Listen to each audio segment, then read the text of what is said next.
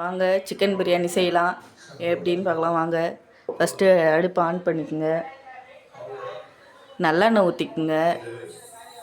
ஏன்னா எண்ணெய் சிக்கன் சூடு, அதனால் நம்ம நல்லெண்ணெயில் ஊற்றி செய்வோம். நல்லெண்ணெய் கொஞ்சமாக ஊற்றிட்டு எண்ணெய் காஞ்ச உடனே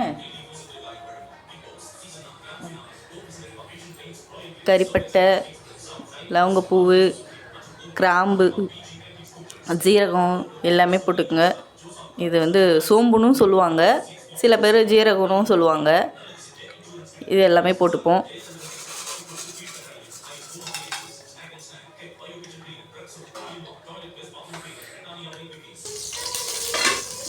நல்லா வெடிக்குது பாருங்கள், நல்லா பொரிஞ்சிச்சு. இப்போ வந்து பச்சை மிளகா போட்டுக்குங்க.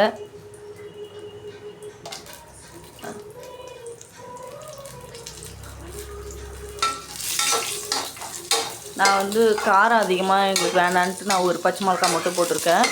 உங்களுக்கு காரம் அதிகமாக வேணும்னா நீங்கள் வந்து 2-3 கூட போட்டுக்கோங்க. இப்போ வந்து நான் வந்து 1/4 கிலோ அரிசிக்கு செய்கிறேன், அதனால் பச்சை மிளகா கம்மியாக போட்டிருக்கேன்.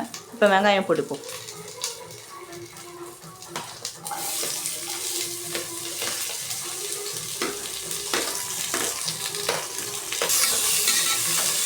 வெங்காயம் நல்லா வதங்கட்டும். வதங்கத்துக்கு தேவையான கொஞ்சோண்டு கல் உப்பு போட்டுப்போம். சும்மா ஒரு 4 பல்லு கல் உப்பு மட்டும் போட்டுப்போம்.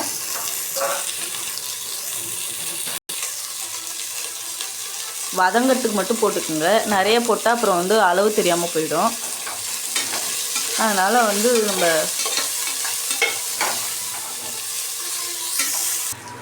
வெங்காயம் வதங்கிடுச்சு. இப்போ தக்காளிக்கு போட்டுக்குவோம். நான் வந்து ஒரு தக்காளி போடுறேன். வெங்காயம் வந்து 3 போட்டால் அதை சொல்ல மறந்துட்டேன் நான். ஏன்னா பிரியாணிக்குனாலே வெங்காயம் அதிகமாக தான் இருக்கணும், தக்காளி கம்மியாக இருந்தால் தான் நல்லாயிருக்கும். இல்லைன்னா அப்புறம் தக்காளி சாதம் மாதிரி வந்துடும். அதனால் எப்பவுமே தக்காளி கம்மியாக போடுங்க, வெங்காயம் கொஞ்சம் கூடுதலாக போட்டுக்குங்க. அப்போ தான் வந்து டேஸ்ட் வந்து பிரியாணி டேஸ்ட்டுக்கு வரும். இல்லைன்னா தக்காளி டேஸ்ட்டுக்கு தான் உங்களுக்கு வரும். அதனால் நானும் இந்த தப்பை முன்னாடி செஞ்சுருக்கேன். 2மே சரிசமமாலாம் போட்டு செஞ்சுருக்கேன். அதுக்கப்புறம் தான் எனக்கும் தெரியும் தக்காளி வந்து கம்மியாக போட்டால் தான் டேஸ்ட்டாக வரும்னு செஞ்சு பார்த்தா. அதனால தான் உங்களுக்கும் ரெசிபி போடுறேன் வாங்க. இப்போ வந்து புதினாவை நம்ம கொட்டிப்போம். புதினாவை நான் வந்து வாஷ் பண்ணி வச்சுருக்கேன், அதையும் போட்டுப்போம்.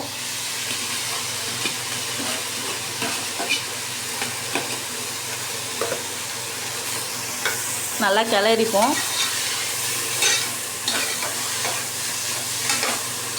கூடவே ஒரு 2 டீஸ்பூன் இஞ்சி பூண்டு பேஸ்ட்டு போட்டுக்கலாம். நம்ம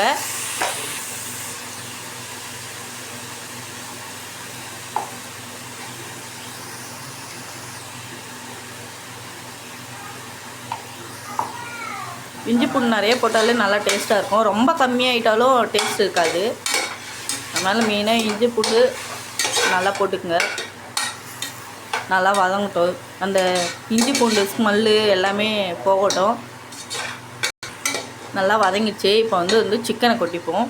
இது வந்து நான் 1/2 கிலோ சிக்கன், 1/4 கிலோ அரிசிக்கு 1/2 கிலோ சிக்கன் நான் இப்போ செய்கிறேன். அளவு அதான். அரிசியோட எக்ஸ்ட்ரா கொஞ்சம் கறி இருக்கிற மாதிரி செஞ்சால் தான் டேஸ்ட்டாக இருக்கும்.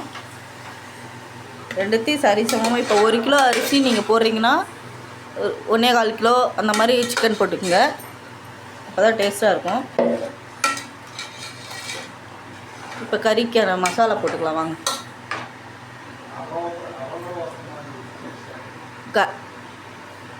மஞ்சத்தூள், காரத்தூள், மஞ்சத்தூள், காரத்தூள். இது வந்து சிக்கன் மசாலா இது சிக்கன் மசாலா சொல்லிட்டேன். பிரியாணி மசாலா இது. இது வந்து கரம் மசாலா. 2த்தையும் போட்டு போவாங்க. எங்கள் பாப்பா வதகத்தினால வந்து என்ன மசாலா எதில் வச்சுன்னு எனக்கே நினப்பு இல்லை, வேறு ஒன்றும் இல்லை. இவங்க தான் மசாலாவே மாற்றி சொல்கிறாங்கன்னு நினைக்காதீங்க.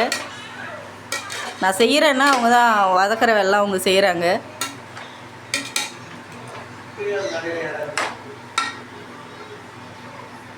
கூட கொஞ்சம் தயிர் ஊற்றிப்போம். நம்ம தயிர் ஊற்றினா வந்து சிக்கன் நல்லா சாஃப்டாக வேகும்.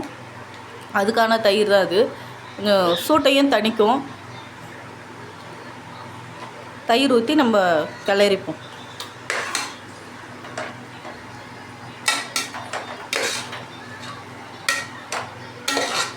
உப்பு ஒரு டீஸ்பூன் போட்டுக்கலாம். ஏற்கனவே நம்ம உப்பு போட்டிருக்கோம், அதனால் தேவையான அளவுக்கு போட்டுப்போம்.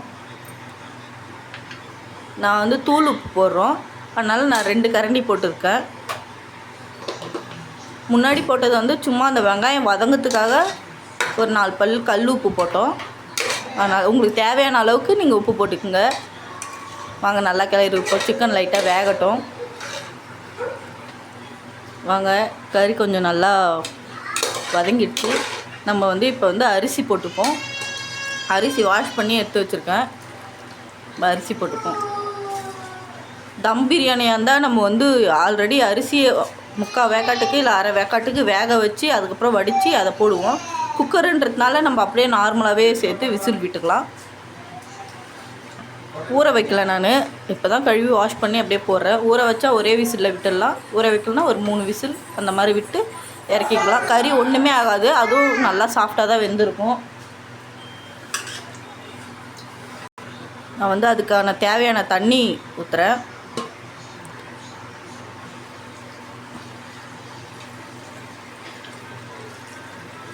ஒரு கப்புக்கு 2 கப்பு தண்ணி ஊற்றணும். கறிக்காக எக்ஸ்ட்ரா ஒரு 1/4 கப்பு சேர்த்துக்குங்க. ஏன்னா அரிசிக்கு மட்டும்தான் நம்ம எப்பயுமே அளவு ஊற்றுவோம், அதனால் வந்து அடி பிடிச்சிரும். கறிக்கான கொஞ்சம் எக்ஸ்ட்ரா ஒரு 1/4 டம்ளர் தண்ணி ஊற்றுங்க. அப்போ தான் வந்து சரி பாதையாக வேகும். தேவையான அளவுக்கு உப்பு இருக்கான்னு பார்த்துக்குங்க. அவ்வளோதான், ரொம்ப கிளற வேணாம். சில பேர் வந்து கேசரி பவுடர் போடுவாங்க. நான் வந்து கேசரி பவுடர் போடலை, ஏன்னா உடம்புக்கு கெடுதல் இது. அதனால் கேசரி பவுடர் நான் சேர்க்கலை. வேணும்னா நீங்கள் வந்து கேசரி பவுடர் சேர்த்துக்கினா உங்களுக்கு கலர்ஃபுல்லாக வரும். நான் சேர்க்கலை. வாங்க ஒரு சொட்டு நெய் ஊற்றிப்போம். எல்லாம் இறக்குனோடனே ஊற்றுவாங்க. நான் வந்து இறக்குனோடனே ஊற்றினா எங்கள் வீட்டில் வந்து நெய் ஸ்மெல்லு அவங்களுக்கு பிடிக்காது. அதனால் நான் ஸ்டார்டிங்கே வந்து ஊற்றிடுவேன். ஊற்றிட்டு அப்படியே மூடி வச்சிட்டாலும் அந்த அளவுக்கு நல்லா தான் இருக்கும். நெய் வாசனை வந்து தெரியாது, நம்ம நெய் போட்டிருக்கோமான்னு தெரியாது. இதே நம்ம இறக்கிட்ட உடனே லைட்டாக நெய் ஊற்றினா அதுவும் சூப்பராக தான் இருக்கும். சில பேருக்கு பிடிக்கும், ஆனால் எங்கள் வீட்டில் வந்து நெய் வாசனை பிடிக்காது, சுத்தமாக பிடிக்காது. அதனால தான் நான் வந்து தம் போடும்போதே நான் வந்து போட்டுடுறேன். வாங்க இப்போ மூடிப்போம்.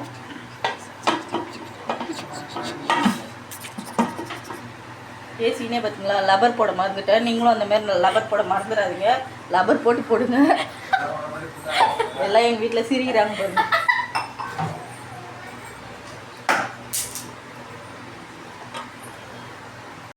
லப்பர் போட்டேன். நீங்களும் என்ன மாதிரி நினப்பு இல்லாமல் விட்டுறாதீங்க. பிரியாணியாக இருக்காது, நம்மளும் பிரியாணியாக மாறிடுவோம். அதனால் வந்து சாப்பாடு மட்டும் பிரியாணி ஆகணும்னா நீங்கள் எல்லாம் போட்டு சேஃப்டியாக போட்டு நாங்கள் விசில் போட்டுருவோம். விசில் போட்டாச்சு. 3 விசில் விட்டுக்கலாம். 3 விசில் விட்டோடனே இறக்கி பிரியாணி எப்படி இருக்குன்னு பார்க்கலாம் வாங்க.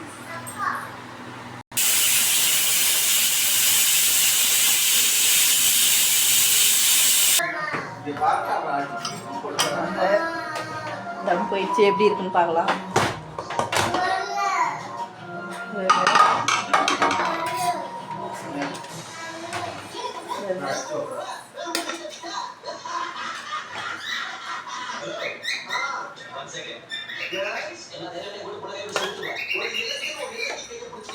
சாப்பாடு நல்லா பழப்பழம் இருக்கு.